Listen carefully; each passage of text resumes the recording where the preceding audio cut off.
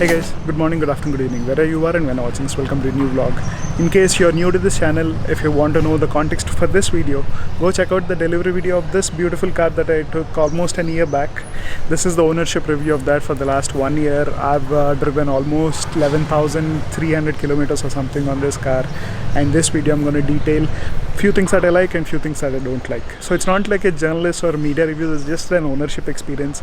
Few things might be subjective, but on a whole, thoroughly enjoyed this car. I would definitely give it 8.5 to 9 out of 10. That 8.5 to 9 is because that would strengthen a bit more over the next 2-3 years when I experience the service. The first service was basically included in the service package, which I'll detail at the later section of this video. I need to wait for at least another year or two to understand if there are any better things or any worse things that can happen, but as of now it won't go below 8.5 or above 9. Chalo, without a further ado, let's get into the ownership review of the 2021 BMW 330i M Sport. The new one is a minor facelift, so most of the points that I cover in this ownership review will also apply to the current generation one. The main points that I'll cover in this review are design, features, performance, ride and handling, and also price and the service costs or the ownership costs. Since the day I was researching this vehicle, not even buying it, the design was a very attractive feature for me because you see this Hofmeister kink. There are quite a few places where this design is present. That's their signature design. It can be seen inside the car too, be it the AC surroundings, handle, steering, or even the door handles. Such attention to detail really impresses me, especially for someone who has a bit of OCD into design, materials and engineering. And you can notice this even in the way the infotainment screen is aligned towards the driver, showing that there's a more driver focused car than something like a C-Class, which you can enjoy sitting in the back. This is comfortable in the back too, but it's just that this is more focused for those who want to drive their luxury cars around. Personally, I think the design is 9 out of 10. It ages really well because there are no these soft corners. It is sharp in some areas, a bit soft in some areas. So I think it's a good combination, and I think the proportions are really well done. And I think this would age well compared to some other cars which are either too sharp or too curvy. For instance, the Polo is kind of sharp looking. But again, that aged quite well compared to something like a Swift, which has more curves. I think curves don't age well. I think there's a good mix of both. Another place where I identified that attention to detail in design is the overall drag coefficients of this car. I think it's around 0.27 or 0.28, which is one of the lowest in the segment. And I can feel that whenever I'm coasting this car has probably the longest coasting capacities, because whenever I roll off the throttle, it just goes on for at least 1 kilometer if you get a flat stretch, and in that sense that aids in fuel efficiency quite a lot. This car gives me better fuel efficiency than my Elantra, which is less than half this price, man. I think in the city I typically get 9 to 9.5. In the highway I get anywhere between 13 to 14. So that is amazing for a car which has 258 horsepower and 400 Nm torque, man. Bonkers, right? Anyway, before I get into performance and handling, let me talk about the features of this car, which I think are a hit and a miss. Some are really interesting, some are not. Coming to features, first let's talk about the key. This is such a basic key. I mean, it feels good in hand with this coloring, the M Sport colors. This is the BMW logo is the lock button, this is the unlock button, this is to open the boot, and this is just for the lights. This car costed me 62 lakhs and it doesn't have keyless entry. Some of the basic cars at 10 lakhs have it, so that is seriously irritating. So I just keep this key in the pocket and I fiddle with the buttons and it unlocks. That's the way I do it. Whenever you unlock the car, there is this nice animation of the car, and whenever you first come into the car, your profile would be by the default one. You can change this profile to a guest. And the advantage with this profile is you can set memory seats up to 2. Let's start the engine. You get notification whenever you change the seat positions. Unfortunately, there is no valet mode here, and as you can see here, there's wireless CarPlay. Now my phone's not connected. So some of the features that really impressed me the most are the two screens here. They're disconnected, but they kind of flow in together. From a driver's perspective, they both seem to be connected. So I think I'm okay with this design. The new one's like a complete screen, which is like a flat screen TV inside a car. I'm not a big fan of that. The map takes up the full screen, which is pretty good, and as you can see here, that irritating gesture control. So I haven't turned it off because it's useful in some places. Like whenever I have my right hand on the steering, I use the left to do these to increase the volume, There are few nifty features that are there, but on a whole, it's not that great. It's good to have, but I can live without that. And the new 3 Series also misses on these shortcuts. Man, these are so good. Like for instance, I use number 2 to check my tire pressures, number 1 for fuel efficiency data, and number 3 for maps, number 4 for CarPlay. Doesn't work. Works now. So that's why I'm not a big fan of these gesture controls. This car also doesn't get any wireless charging, although it has the cigarette lighter here and a USB socket here. Except this USB-A port, most of the ports in the car are USB-C. See, like this one, which is used for charging. So it has cruise control, but no ADAS. Unfortunately, in India, they remove quite a lot of features. It has paddle shifters, which are good, and I think the position is perfect. So whenever you're turning the steering, it's right here where you need it. This screen is pretty basic. There are hardly any customizations like Audi. The max I can do is change this section of the screen, and I can remove these dials and have just the plain speedometer or something, but besides that, hardly any changes here. Even if I change modes to sport, just the colors change, but there is no way you can expand the map or something. And if you want to change some of the settings here, you have to use the jog dial. So if I select reduce mode, this is what you get. Very basic bare minimum one.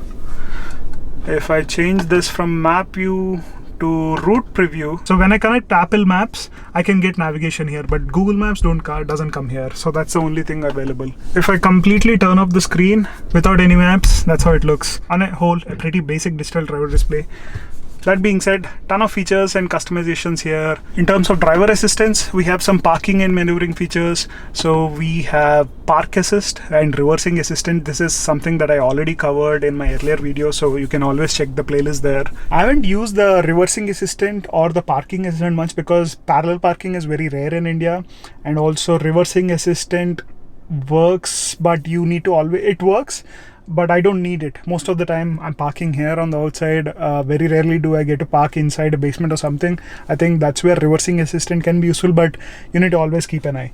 Again, covered all this in my previous videos. I think these are nifty features to have, but I can live without that. For me, things that I can't live with are keyless entry, ventilated seats. I think these two are must, especially for Indian weather conditions and Indian driving conditions. If you see the image, they have laser lights, so that's also removed. Also, they have radar systems on this image, that's also removed. These alloys are also not available, so it's not replicative of the full car. So you can change the steering damping from sport to comfort. You can change the engine performance from sport to Sport Plus and Comfort. Transmission can be Sport Plus, so I think it would hold the revs, and that's how you can customize each driving mode to your liking. I've customized EcoPro to my liking because sometimes I think it is too aggressive. It cuts off the AC also. EcoPro lights and sight is done. Mirror and window heating is reduced. It does have mirrors which are heated, but that mirror is not heated. I mean, why? So that is the cost cutting that you get in India. One mirror is heated, one is not, which is bonkers. Anyway, I think this coasting feature is really good in this car because it turns off, it has auto start stop technology, so the engine shuts off a bit, but whenever you put your feet on the accelerator, it comes back alive and the performance is very smooth. Besides that, nothing else to cover in terms of features. You have 2 cup holders, small glove box. This one's pretty basic too. Yeah, I think max you can fit is few water bottles here. A 1 liter bottle fits easily here. All the 4 doors take a 1 liter bottles quite easily.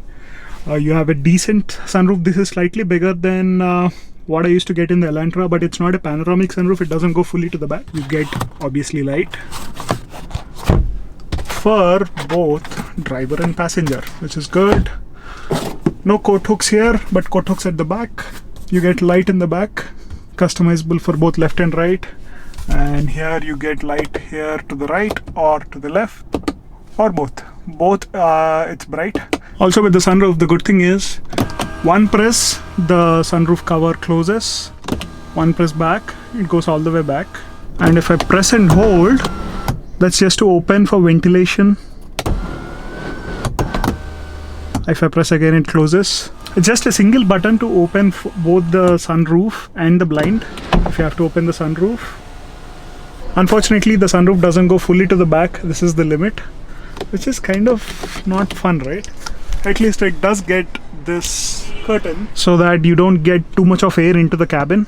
Anyway, let me close this. I hardly open this. I just need the glass, man. I don't need a sunroof. For Indian conditions, we don't need a sunroof to open it because there's so much of dust, so much of noise. And talking about noise, the noise insulation in this car is decent, but not at the level of 5 Series. I think the front glass is good, but these are not as good as the 5 Series because I've sat and considered it seriously. Let me show you.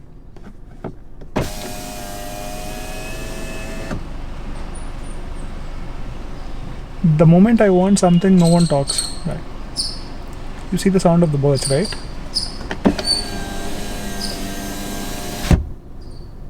You can hear those squirrels slightly, but not as much when you open the windows. I think I hear a bit more than usual ambient noises from outside inside the car, and I think that's due to the fact that there is this mic attached to the exhaust note. That's fun in sports mode because most of it is routed through the speakers here. It kind of gets irritating when you hear suddenly a truck go by and it's louder than what you anticipate, because most of the time the car is silent, but you think suddenly I'm hearing a biker or a truck at the back, and that's kind of weird. I'm not entirely sure if it's due to the mic at the exhaust, but I think it's just not as refined as, let's say, 5 Series. For 62 lakhs for a 3 Series, I wish it had better sound insulation. That's the only thing. Another feature I think I really like in this car is, notice the rear view mirror.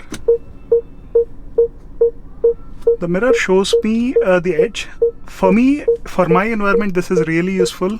And as you can see here, it's a very basic camera, just a rear view mirror. There is no 360-degree camera, another feature that I really miss. Most of the cars around 10-15 lakhs have it these days. So I think BMW is not purely logical when it comes to India. They have done cost cutting in terms of removing some features, but they give some really good features, so I don't know why they do it.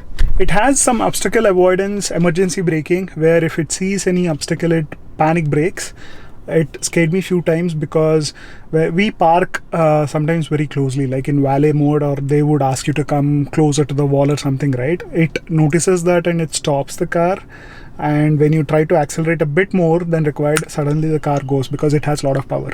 So it is confusing, especially when you give this car to valet. There is a chance that they can just misread the distance and go crash into something. So I deselected that option.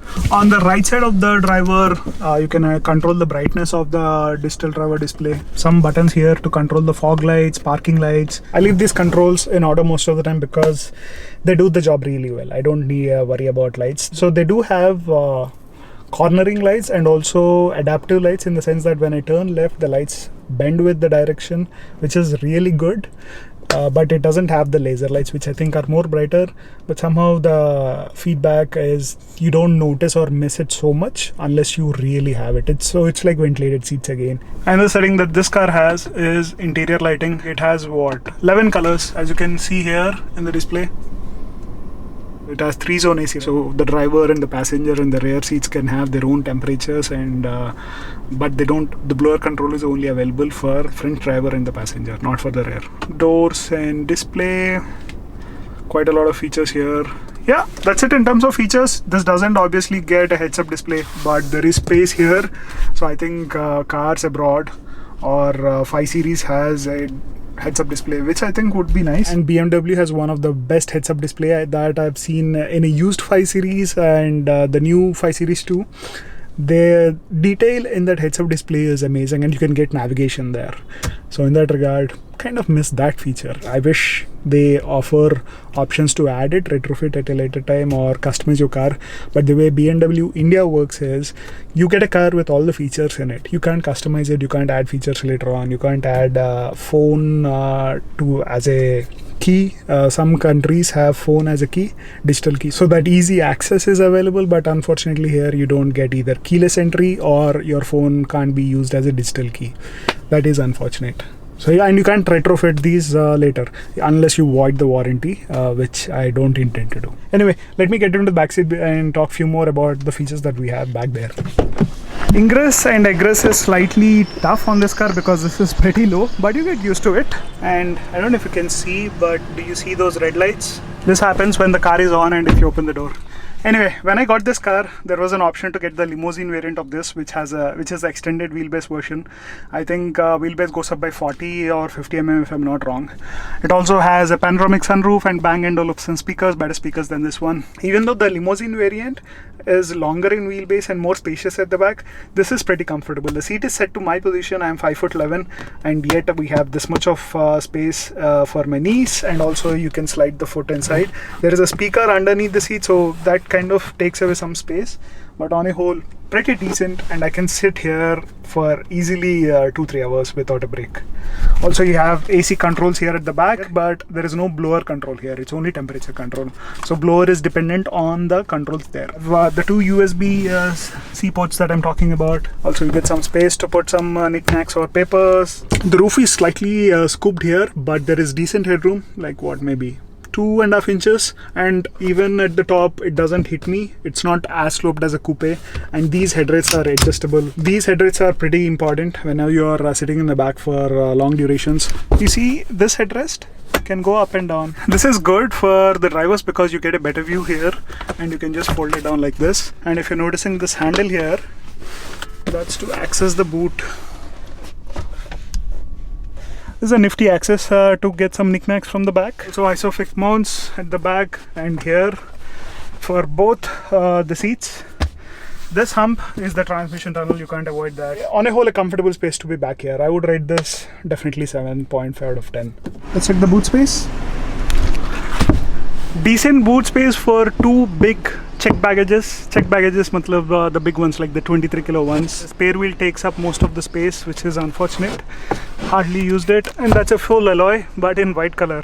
So you get the emergency first aid kit here, some space here. The triangle is well hidden here. On a whole, 7 out of 10. Chalo, that covers features. Let me turn off the engine because it's been running for the last 15 minutes, and get inside and get ready to leave to Chennai because I'm attending the California Superbike School's level 1, 2 and 3 track session this weekend. We'll talk more about performance and handling on the highway. Shall we?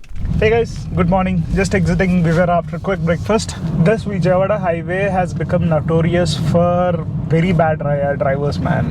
Be it cars or buses, they are just very rash. I mean, look at the bus guy. Where would he go? He's in such a hurry with a lot of people on board.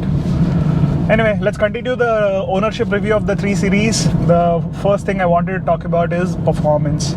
Man, performance bole to first, this is a highway. I mean, on highway the performance is nothing to complain about. Only thing is those irritating sounds that you get after 120, which I'm sure you'll hear in a short while. So I haven't pushed this car like to test the full speed or capacity on like open empty stretches. See, that's the 80 chime. Similar chime you get repeatedly at 120, and because of that, but in gear acceleration, see, within seconds you hit 120 and you get those constant beeps, and man, those are quite irritating. Hence, I just leave it in. If I find an open stretch,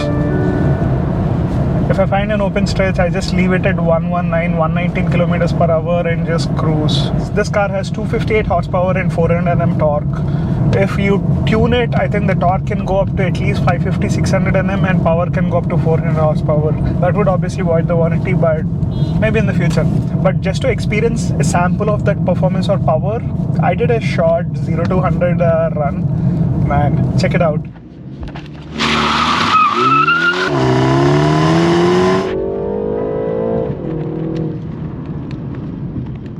Wheel spin and the way the car slides, oh boy, it's exhilarating. And I think I did it around 6 seconds, which the claim 0 to 100 for this car is 5.8 with better roads and not better tires, but maybe more sticky tires. I think I can easily do 5.5. And just to think of it, like 5.5 seconds में 0 to 100, guys, that's bonkers. In this class, nothing beats the 3 Series in terms of performance, and it comes so deceptively quick that you won't realize how silent the car is. You won't feel. It's kind of not safe too because you're not connected with the elements in terms of how fast you're going. Before you realize you're in 800 and it feels like 30 or 40.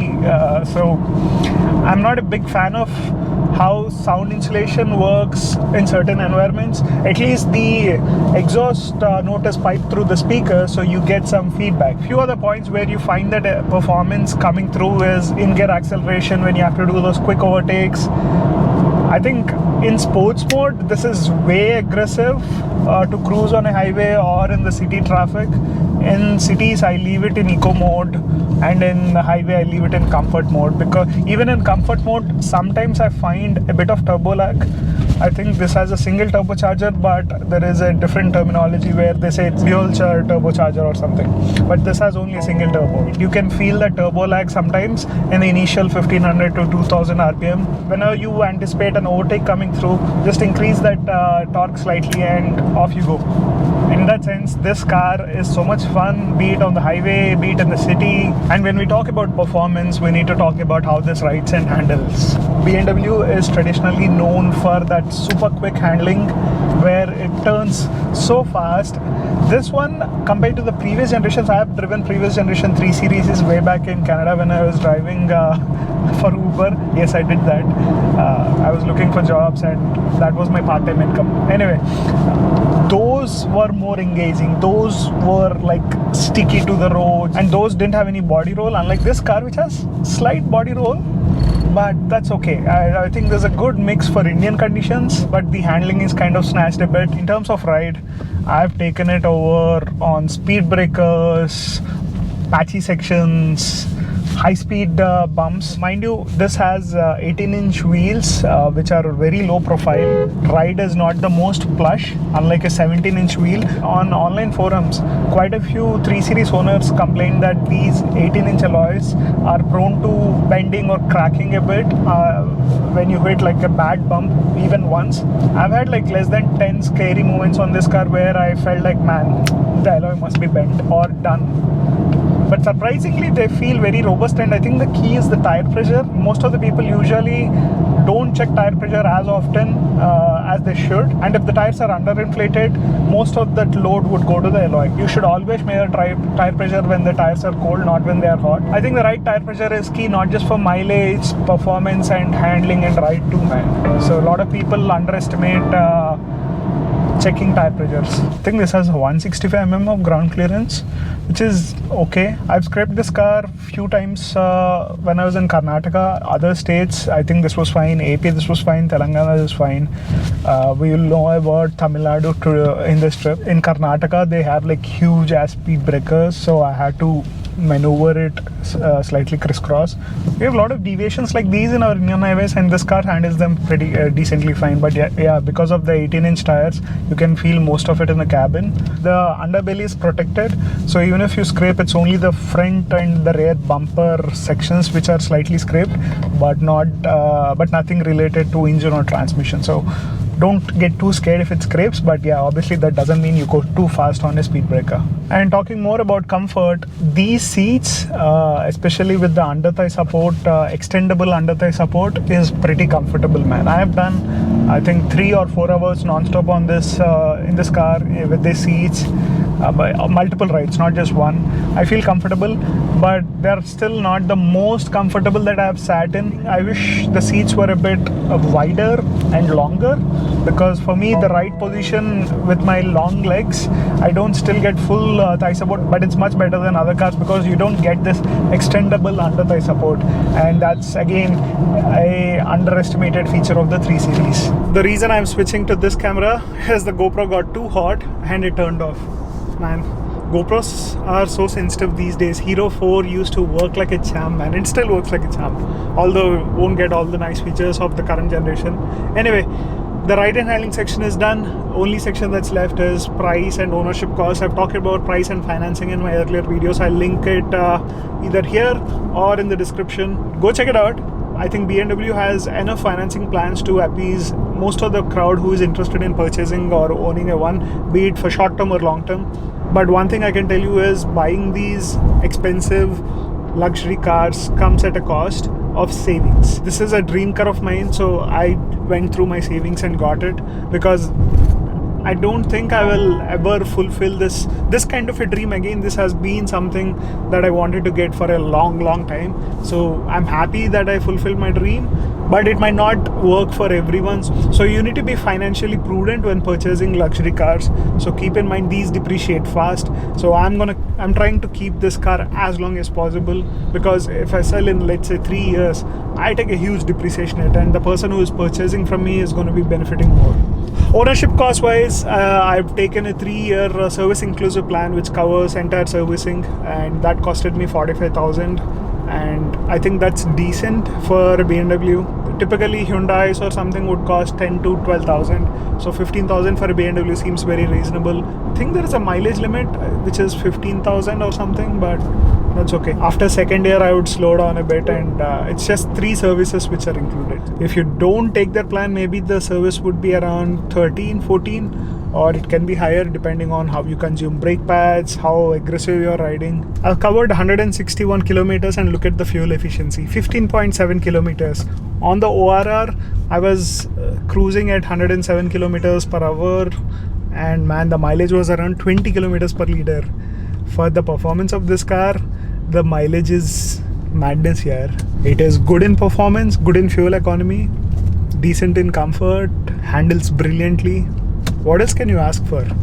I'm thoroughly happy with this car. I think that should complete the ownership review experience. Overall, I would rate my ownership experience of the 2021 BMW 330i M Sport at 8.5 to 9 out of 10. Thoroughly enjoyed it, and I'm looking forward to putting more miles on this car. With that, I would like to conclude this video, and hope you enjoyed it till now. Let me know in the comment section what you think of this video and also this car. In case you're watching this night time, have a good night and take care. See you in the next one. Bye bye.